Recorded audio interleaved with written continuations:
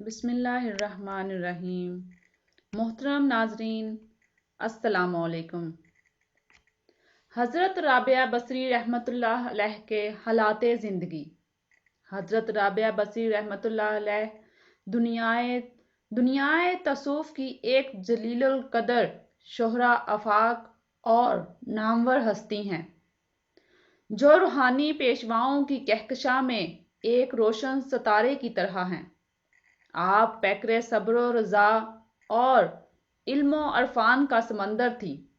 قدیم صوفی بزرگ شیخ فرید الدین عطار رحمۃ اللہ علیہ اپنی تصنیف تزکیۃ الاولیاء میں آپ رحمۃ اللہ علیہ کے بارے میں یوں رقم تراس ہیں: حضرت رابعہ بصری رحمۃ اللہ علیہ ایک پردہ نشین مخدومہ اور خلوص کا پیکر تھیں۔ عشق الہی کی آگ میں جلنے والی یہ خاتون مریم ثانی تھیں۔ اگر کوئی کہے کہ مردوں کی صف میں ایک عورت کا ذکر کیوں کیا گیا ہے، تو میں جواب میں یہ کہوں گا کہ اللہ کے رسول اللہ صلی اللہ علیہ وآلہ وسلم کا فرمان ہے کہ خدا صورتوں پر نہیں بلکہ دلوں اور نیتوں پر نظر رکھتا ہے، اور روز قیامت حساب کتاب کا نتیجہ نیتوں کے مطابق ہوگا۔ جب ام المومنین حضرت عائشہ صدیقہ رضی اللہ تعالی عنہا سے دین کا 2/3 حصہ لینا روا ہے، تو ان کی کنیزوں سے بھی دینی فائدہ حاصل کرنا جائز اور روا ہے۔ پھر عورت اگر عبادت اور ریاضت کرے تو اس کو بھی مردوں ہی کی صف میں شامل کیا جائے گا۔ نیز قیامت کے دن جب مردوں کو پکارا جائے گا تو سب سے پہلا قدم حضرت مریم علیہ السلام کا پڑے گا۔ پھر حضرت رابعہ بصری رحمۃ اللہ علیہ کا یہ مقام تھا کہ حضرت خواجہ حسن بصری رحمۃ اللہ علیہ کی مجلس واعظ میں اگر آپ رحمۃ اللہ علیہ نہ ہوتی تو حضرت خواجہ رحمۃ اللہ علیہ واعظ نہیں فرمایا کرتے تھے۔ حضرت رابعہ بصری رحمۃ اللہ علیہ کا ذکر یوں بھی ضروری تھا کہ یہ ذکر از روئے توحید کیا گیا ہے، اور توحید میں من و شمع کا امتیاز نہیں ہوتا۔ یوں بھی حضرت رابعہ بصری رحمۃ اللہ علیہ اپنے زمانے میں معرفت الہی میں بے نظیر تھی، اور بزرگوں کی نظر میں اس رتبے میں اہل بھی۔ پیدائش: حضرت رابعہ بصری رحمۃ اللہ علیہ کا مقام تصوف میں جس قدر بلند ہے، اسی قدر ان کی زندگی کے حالات و واقعات پردہ اخفیٰ میں ہیں۔ یہ حیرت انگیز اتفاق ہے کہ قدیم تذکرہ نگاروں نے آپ کے سن پیدائش کا ذکر نہیں کیا۔ جیسے تذکرۃ الاولیاء میں حضرت شیخ فرید الدین عطار رحمۃ اللہ علیہ نے بھی آپ کا سن پیدائش نہیں لکھا۔ البتہ دور جدید کے تذکرہ نگاروں نے تحقیق کے بعد آپ کی ولادت باسعادت 97 ہجری لکھی ہے۔ مشہور فرانسی نے 95 ہجری یا 99 ہجری پر زور دیا ہے، اور یہی سن پیدائش ڈاکٹر مارگریٹ سمتھ نے اپنی مشہور زمانہ کتاب رابعہ، جو دراصل ان کا پی ایچ ڈی کا مقالہ بھی تھا، میں اختیار کی۔ اغلب گمان یہ ہے کہ یہ سن 1717 کا عیسوی سال تھا۔ آپ کا نام حضرت رابعہ بصری رحمۃ اللہ علیہ کی پیدائش سے پہلے شیخ اسماعیل کے ہاں 3 بیٹیاں تھیں۔ چونکہ آپ ان کے بعد پیدا ہوئی، اس مناسبت سے آپ کا نام رابعہ رکھا گیا۔ عربی زبان میں رابعہ چوتھی کو کہتے ہیں۔ خواجہ فرید الدین عطار رحمۃ اللہ علیہ کے بقول آپ ایک غریب ترین گھرانے میں پیدا ہوئیں، اگرچہ بعد کے ایک مصنف شیخ محمد ذہبی نے اپنی کتاب میں لکھا ہے کہ حضرت رابعہ بصری رحمۃ اللہ علیہ بصرہ کے ایک معزز خاندان سے تعلق رکھتی تھی، لیکن ان کی اس بات کو کم ہی تسلیم کیا گیا، اور شیخ فرید الدین عطار رحمۃ اللہ علیہ کی روایت کو ہی معتبر سمجھا گیا ہے۔ آپ کے والد کا نام شیخ اسماعیل رحمۃ اللہ علیہ تھا، جو اگرچہ دنیاوی مال و دولت سے محروم تھے لیکن آپ قناعت کی دولت سے مالا مال تھے۔ آپ چونکہ خود متقی اور پرہیزگار تھے، لہٰذا آپ کو دولت دنیاوی سے محرومی پر نہ کوئی شکوہ تھا نہ شکایت۔ آپ پیکر تسلیم و رضا تھے، ہر حال میں اللہ کے شکر گزار اور توکل و قناعت کی دولت پر خوش، فقر پر فخر کرنے والے، اور فاقہ ہوتا تو خاموشی سے برداشت کرتے تھے۔ حضرت رابعہ بصری رحمۃ اللہ علیہ کی ابتدائی زندگی اسرار و معرفت کے عظیم و شان واقعات سے بھرپور ہے، جس سے معلوم ہوتا ہے کہ آپ کا بچپن عام بچوں سے مختلف تھا۔ شیخ فرید الدین عطار رحمۃ اللہ علیہ فرماتے ہیں کہ جس رات حضرت رابعہ بصری رحمۃ اللہ علیہ پیدا ہوئی، حضرت شیخ اسماعیل رحمۃ اللہ علیہ کے گھر کی بے سر و سمانی کا یہ عالم تھا کہ گھر میں کوئی فالتو کپڑا نہ تھا جو نومولود کو اڑایا جا سکے، اور نہ رات کے وقت چراغ جلانے کے لیے گھر میں تیل تھا، نہ ہی نومولود کی ناف پر چپڑنے کے لیے تیل کی کوئی بوند موجود تھی۔ یہ حالت زار دیکھ کر حضرت رابعہ بصری رحمۃ اللہ علیہ کی والدہ ماجدہ نے آپ کے والد سے کہا کہ جائیں اور ہمسائے کے گھر سے تھوڑا سا تیل مانگ لائیں، تاکہ ایک تو گھر میں روشنی کی جا سکے، دوسرے نومولود کی ناف پر تیل لگایا جا سکے۔ حضرت شیخ اسماعیل رحمۃ اللہ علیہ نے اس بات کا عہد کر رکھا تھا کہ سوائے اللہ تعالیٰ کے کسی سے بھی کبھی کچھ نہ مانگیں گے، مگر بیوی کے اصرار پر مجبوراً ہمسائے کے گھر گئے، ہلکی سی دستک دی، جب کوئی نہ آیا تو واپس لوٹ آئے اور بیوی سے کہا کہ وہ دروازہ نہیں کھولتا۔ اسی بے بسی اور بے کسی کے عالم میں آپ کی آنکھ لگ گئی۔ خواب میں حضور اکرم صلی اللہ علیہ وآلہ وسلم کی زیارت نصیب ہوئی، جس میں حضور صلی اللہ علیہ وآلہ وسلم فرما رہے ہیں کہ غمگین نہ ہو، یہ ایسی مقبول اور برگزیدہ لڑکی ہے کہ میری امت کے 70,000 آدمی اس کی شفاعت سے بخشے جائیں گے۔ اس کے بعد فرمایا، صبح والی بسرا عیسیٰ زازان کو ایک خط بھیجو اور اسے یاد دلاؤ کہ وہ ہر روز مجھ پر 100 مرتبہ درود بھیجتا ہے اور جمعے کی رات کو 400 بار درود بھیجتا ہے، لیکن اس جمعے کی رات کو وہ درود بھیجنا بھول گیا ہے۔ اس کا کفارہ یہ ہے کہ وہ حلال کمائی میں سے 400 دینار اس شخص کو دے جو یہ پیغام تم کو پہنچا رہا ہے۔ شیخ اسماعیل رحمۃ اللہ علیہ صبح جب بیدار ہوئے تو آنکھوں سے آنسو روا تھے۔ حضور صلی اللہ علیہ وآلہ وسلم کی ہدایت کے مطابق امیر بصرہ کے نام ایک خط تحریر کیا اور اللہ کا نام لے کر گھر سے نکل کھڑے ہوئے۔ دل میں یہ خیال بھی بار بار آ رہا تھا کہ میں نے تو یہ عہد کر رکھا ہے کہ اللہ کے سوا کسی کے آگے دستے دراز نہیں کروں گا، کہیں میں اپنے وعدے سے پھر تو نہیں رہا، کیونکہ امیر بصرہ کے دربار میں جا رہا ہوں۔ پھر دل کو اس خیال کی تقویت ملی کہ یہ تو حضور صلی اللہ علیہ وآلہ وسلم کا حکم ہے، اور حضور صلی اللہ علیہ وآلہ وسلم کا حکم گویا اللہ کا حکم ہے۔ بوسیدہ سی گدڑی میں ملبوس جب آپ امیر بصرہ کے محل کے سامنے پہنچے تو وہاں کھڑے دربانوں نے نہایت حقارت سے آپ کی طرف دیکھا۔ ان میں سے ایک بولا، اے یہاں کیا کھڑے ہو، آگے بڑھو۔ فرمایا، میں امیر سے ملنا چاہتا ہوں، کیا وہ بھی تم سے ملنا چاہے گا؟ دربان نے آپ پر طنز کے تیر چلاتے ہوئے قہقہا لگایا۔ فرمایا، یہ تو مجھے معلوم نہیں، البتہ تمہارا مجھ پر بڑا احسان ہوگا اگر تم میرا یہ خط امیر تک پہنچا دو۔ اچھا، تو خط بھی لے کر آئے ہو، چلو تمہارا یہ کام بھی کر دیتے ہیں، نہ جانے اس میں کس کی سفارش ہو۔ یہ کہہ کر ان میں سے ایک دربان آگے بڑھا اور آپ کے ہاتھ سے وہ خط لے لیا۔ امیر بصرہ اس وقت دربار میں موجود تھا۔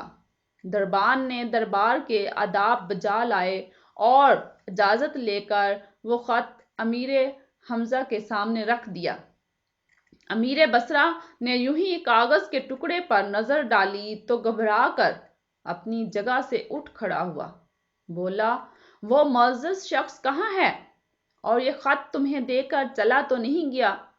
عرض کی گئی، نہیں حضور، ہم نے اسے محل کے دروازے پر روکا ہوا ہے۔ کہا، چاہیے تو یہ تھا کہ ہم اسے اعزاز و کرام کے ساتھ اپنے محل میں طلب کرتے، لیکن جو پیغام وہ لایا ہے اس کا تقاضا یہ ہے کہ ہم خود بنفس نفیس اس کے استقبال کے لیے محل کے دروازے پر حاضر ہوں۔ اس وقت امیر ننگے پاؤں تھا، اسی حالت میں دروازے کی طرف دوڑ پڑا۔ ادھر شیخ اسماعیل رحمۃ اللہ علیہ خط دے کر امیر کے رد عمل کے منتظر تھے۔ محل کے دربانوں نے شیخ اسماعیل رحمۃ اللہ علیہ کی طرف اشارہ کر کے یوں ہی یہ بتایا کہ یہ شیخ اسماعیل رحمۃ اللہ علیہ ہے۔ امیر نے آپ کو گلے سے لگا لیا اور دربار میں لے جا کر اعلیٰ مستر پر بٹھایا۔ پھر آپ کی خدمت میں 400 دینار پیش کیے اور اپنی خطا پر یعنی جمعے کی رات حضور صلی اللہ علیہ وآلہ وسلم پر درود پاک بھیجنا بھول گیا تھا، سخت نامد بھی ہوا اور اشکبار بھی، اور دل کے کسی کونے میں خوشی بھی ہوئی کہ حضور صلی اللہ علیہ وآلہ وسلم نے اسی بہانے مجھے پیغام کے لائق تو سمجھا، اور اسی نسبت سے ایک غریب آدمی کی کچھ مدد بھی ہو گئی۔ کہا، آج سے میں آپ کے لیے امیر بصرہ نہیں بلکہ آپ کا خادم ہوں۔ آج کے بعد آپ کا جب جی چاہے میرے پاس تشریف لے آنا۔ بعد ازاں امیر بصرہ نے بڑے اعزاز و کرام کے ساتھ آپ کو رخصت کیا۔ 400 دینار کسی خرچیلے آدمی کے لیے بھی کم نہ تھے، اور پھر شیخ اسماعیل رحمۃ اللہ علیہ جیسے قناعت پسند کے لیے تو یہ بہت ہی زیادہ مال و دولت تھی۔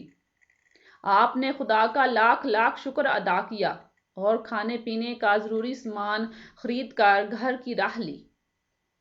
آپ کی بڑی بیٹی گھر سے باہر نکلی، کھچر پر اتنا ڈھیر سارا سامان دیکھ کر اس کی چیخ نکل گئی۔ بچی کی چیخ سن کر والدہ بھی باہر نکل آئی۔ باہر کا منظر دیکھ کر اس نے بھی افسوس سے گردن جھکا لی۔ فوراً بولی، اتنا سامان تم کہاں سے لے آئے؟ مجھے ڈر ہے کہ ضرورتوں سے تنگ آ کر تم نے غلط قدم تو نہیں اٹھا لیا۔ فرمایا، نیک بخت، میں تو کسی سے قرض لینے کا بھی روادار نہیں، تعجب ہے تم مجھ سے ایسی امید رکھتی ہو۔ زوجہ بولی، پھر اتنی مالیت کا سامان کہاں سے آ گیا؟ تمہارے پاس تو اتنی رقم ہی نہ تھی، ضرور تم نے کسی سے قرض لیا ہے۔ فرمایا، ہاں میں نے اللہ سے قرض لیا ہے، اور اب ہم سب گھر والوں نے اللہ کا شکر ادا کر کے اس قرض کو واپس لوٹانا ہے۔ زوجہ تھی کہ بات ماننے کا نام نہ لیتی تھی۔ کہا، مجھے باتوں سے بہلانے کی کوشش نہ کرو، سیدھی طرح بتاؤ کہ بات کیا ہے۔ فرمایا، نیک بخت، بتاتا ہوں، مجھے سانس تو لینے دو۔ بولی، جب تک اصل بات نہ بتاؤ گے ان اشیاء کو ہاتھ بھی نہ لگاؤں گی۔ زوجہ کے اس درجہ اسرار پر آپ نے اپنا خواب اور امیر بصرہ کا سارا واقعہ بیان کر دیا۔ زوجہ محترمہ دم سادے سارا ماجرا سنتی رہی، پھر دونوں میاں بیوی دیر تک اللہ کا شکر ادا کرتے رہے اور اپنی خوش نصیبی پر خوشی کے آنسو بہاتے رہے۔ آپ نے انتہائی غربت کے ماحول میں پرورش پائی۔ 5 سال کی عمر تک آپ کا بچپن اپنے والدین کے سائے میں گزرا۔ آپ کی پیدائش پر گھریلو حالت کچھ بہتر ہو گئی تھی، جس پر والدین خوش تھے، چونکہ آپ کے والد خود صوفی تھے، کسی کے سامنے دستے سوال دراز کرنے کو اچھا نہیں سمجھتے تھے اور ہر وقت ایمان و صبر کا دامن تھامے رہتے تھے۔ لہٰذا حضرت رابعہ بصری رحمۃ اللہ علیہ کی ذہانت نے ماں باپ کے زہد و تقویٰ اور فکر و فاقہ سے قناعت کی لازوال دولت پائی اور خاموشی کو اپنا شیوا بنا لیا۔ وہ عام بچیوں کی طرح چیزوں کی فرمائش نہ کرتی تھی، جو مل جاتا کھا لیتی۔ کتب تاریخ میں یہ واقعہ ایک اور انداز میں بھی بیان کیا گیا ہے۔ کہ آپ کے کسی قریبی رشتہ دار نے قحط کے دنوں میں لالچ میں آ کر آپ کو فروخت کر دیا تھا۔ دور جدید کے ایک مصنف نے یہ واقعہ اس طرح بیان کیا ہے کہ قحط میں لوگ نہ صرف لطیف و نازک جذبات کو بھول جاتے ہیں بلکہ شکم کی آگ بجھانے کے لیے اپنے ہی ہم جنسوں کو فروخت کرنے اور بعض صورتوں میں ان کو کھانے لگتے ہیں۔ بصرہ کے قحط میں بھی یہی صورتحال تھی۔ چاروں بہنیں فاقے سے تھیں۔ بھوک کی شدت جب حد سے بڑھی تو بھیک مانگنے کی نوبت آ گئی، لیکن قحط زدہ شہر میں بھیک کون دیتا؟ بہنیں بھوک سے نڈال راستے میں بیٹھی تھیں کہ بصرہ کا مشہور تاجر عتیق وہاں سے گزرا۔ فاقہ زدہ بہنوں نے اس کے آگے دستے سوال دراز کیا کہ خدا کے لیے ہمیں کھانے کے لیے کچھ دو۔ عتیق نے ان سب کو بغور دیکھا، پھر اس کی نظریں سب سے چھوٹی بہن پر آ کر رک گئی۔ اس نے پوچھا، لڑکی تجھے بھوک نہیں ہے؟ بہت بھوک ہے۔ سب سے چھوٹی نے نکاہت زدہ لہجے میں جواب دیا، تو پھر تم روٹی کیوں نہیں مانگتی؟ تاجر نے سوال کیا، جس سے مانگنا چاہیے میں اسی سے مانگ رہی ہوں۔ لڑکی نے بڑا عجیب جواب دیا، تو پھر تجھے ابھی تک روٹی کیوں نہیں ملی؟ تاجر نے دوسرا سوال کر دیا، جب وقت آئے گا تو وہ بھی مل جائے گی۔ لڑکی نے نہایت استقامت سے جواب دیا۔ تاجر نے اس کی باتیں سنی تو بہت حیران ہوا اور باقی بہنوں سے کہا کہ اسے میرے ہاتھ فروخت کر دو۔ وہ راضی ہو گئیں۔ تاجر عتیق نے ایک مخصوص رقم ان کے حوالے کی اور ننھی کنیز کو اپنی تحویل میں لے لیا۔ عام طور پر حضرت رابعہ بصری رحمۃ اللہ علیہ کی فروخت کے بارے میں یہی 3 روایت مشہور ہیں، یعنی اول یہ کہ کسی بدمعاش نے پکڑ کر فروخت کر دیا، دوم یہ کہ کسی رشتہ دار نے لالچ میں آ کر فروخت کر دیا، جبکہ سوم یہ کہ بہنوں نے ہی بھوک کی عافیت سے نجات پانے کے لیے اپنی چھوٹی بہن کو فروخت کر دیا۔ اس معاملے میں رہنمائی کے لیے ہم سیرت حضرت رابعہ بصری رحمۃ اللہ علیہ کے قدیم ماخذ تذکرۃ الاولیاء سے رجوع کرتے ہیں، جس میں شیخ فرید الدین عطار رحمۃ اللہ علیہ یوں فرماتے ہیں کہ قحط اور خشک سالی کے باعث آپ کی بہنیں بھی جدا ہو گئیں۔ جب آپ کی بہنیں بھی جدا ہو گئیں، چنانچہ آپ کی ایک طرف چل نکلی۔ ایک ظالم نے پکڑ کر لونڈی بنا لیا اور بعد ازاں فروخت کر دیا۔ چنانچہ خریدار آپ کو گھر لے آیا اور سخت مشقت کا کام لینے لگا۔ جناب شیخ فرید الدین عطار رحمۃ اللہ علیہ کی اس تحریر سے پہلی روایت کی تائید ہوتی ہے۔ لہٰذا ہم کہہ سکتے ہیں کہ یہ زیادہ قرین قیاس ہے کہ کسی بدعاش میں اور ظالم شخص نے آپ کو زبردستی فروخت کر دیا ہو۔ تذکرۃ الاولیاء میں ہے کہ جس شخص نے آپ کو خریدا وہ آپ کو اپنے گھر لے آیا اور سخت مشقت کا کام لینے لگا۔ حضرت رابعہ بصری رحمۃ اللہ علیہ سارا دن کام کاج میں مصروف رہتیں، رات کو تھکن سے چور ہو جاتیں، مگر آپ نے کبھی اف تک نہ کی۔ بچپن کی تربیت آپ کے کام آ رہی تھی، کیونکہ آپ غربت میں پلی بڑھی تھی۔ اب آپ کی عمر مبارک تقریباً 12 سال ہو چکی تھی۔ نو عمر ہونے کے باوجود آپ انتہائی مشقت اور ذمہ داری کے ساتھ اپنا کام پورا کرتی اور مالک کو کسی قسم کی شکایت کا موقع نہ دیتی تھی۔ جیسے جیسے آپ کی عمر بڑھتی جا رہی تھی، آپ کے ذوق عبادت میں اضافہ ہوتا جا رہا تھا۔ گھر کے کام کرنے کے بعد آپ رات بھر عبادت میں مصروف رہتی تھیں۔ صبح ہوتے ہی اپنے آقا کی خوشنودی حاصل کرنے کے لیے گھر کے کاموں میں مشغول ہو جاتی تھیں۔ آخر اس شدید محنت نے آپ کو تھکا ڈالا اور آپ کے چہرے پر تھکن اور کمزوری کے آثار نظر آنے لگے، جس پر ایک دن مالک نے آپ سے پوچھا، کیا تم بیمار ہو؟ آپ نے نفی میں آقا کی بات کا جواب دیتے ہوئے کہا، کیا میں اپنے فرائض کی ادائیگی میں کسی کوتاہی کی مرتکب ہو رہی ہوں؟ مالک نے آپ کے کام کی تعریف کی اور یہ بھی کہا کہ اپنی صحت کا بھی خیال رکھو۔ آپ نے مالک کا حکم سنا اور سر جھکا دیا، مگر آپ کے معمولات میں کوئی فرق نہیں پڑا۔ دن بھر تو آپ دنیاوی آقا کے روزمرہ کے کام کرتی اور رات کے اندھیرے میں اپنے مالک حقیقی کے سامنے سجدہ ریز ہو جاتی۔ تذکرۃ الاولیاء میں ہے کہ ایک دفعہ تاجر آقا نے آپ رحمت اللہ علیہ کو گھر سے باہر کسی کام سے بھیجا۔ جب آپ رحمت اللہ علیہ جا رہی تھیں تو اچانک کسی نامحرم کو سامنے آتا دیکھ کر گھبرا گئیں اور راستے سے ہٹتے ہوئے گر پڑی، جس سے آپ کی کلائی ٹوٹ گئی۔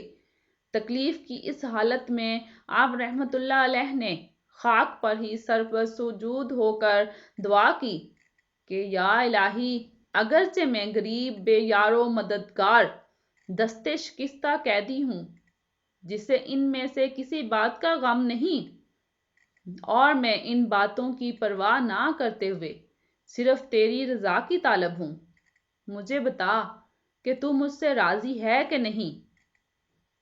اسی وقت ایک ندائے غیبی آئی جس میں کہا گیا، رابعہ، غم نہ کرو، کل تمہارا وہ مرتبہ ہوگا کہ آسمان کے مقرب فرشتے بھی تم پر رشک کریں گے۔ یہ سن کر آپ رحمت اللہ علیہ اپنی تمام تکالیف بھول گئیں۔ آپ دلشاد ہو کر خاک سے اٹھیں اور مالک کے گھر آ کر حسب معمول کام میں مشغول ہو گئیں۔